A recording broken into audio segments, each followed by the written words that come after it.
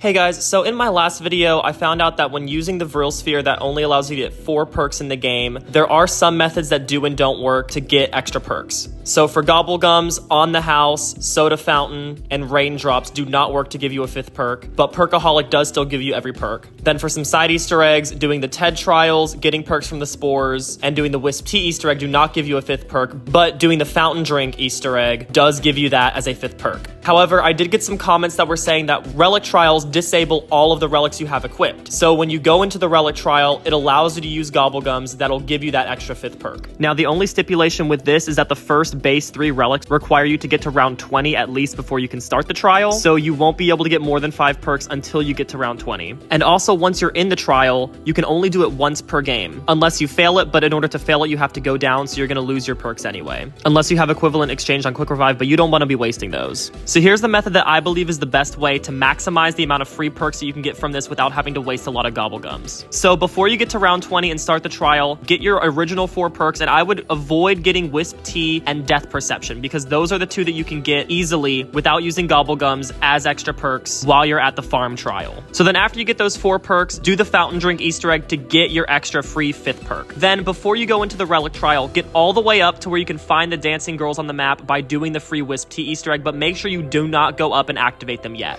Then for the relic trial that I would recommend you do, I recommend you do the one that gives you the shock mimics. So that is where you have to go around the map and shoot the candles with either napalm burst or using a Molotov. Even though in this video I did the dragon wings, but you'll see why that's a little bit worse later on. So then once you get into the trial, go over, get your free Wisp Tea, and then you can pop your soda fountain, go up and buy Death Perception, and it will give you 2 extra perks. So now you should have a total of 8 perks, and all you've had to do is use 1 soda fountain gobblegum. Then the reason why using the dragon wings trial isn't the best for this is because this is the trial where getting drops does not work. And the thing with raindrops and on the house is that those free perks count as getting a drop. So if you use those gums in this trial, they won't actually give you the extra perk. So that's why I recommend you do the lawyer pen shock mimic trial instead.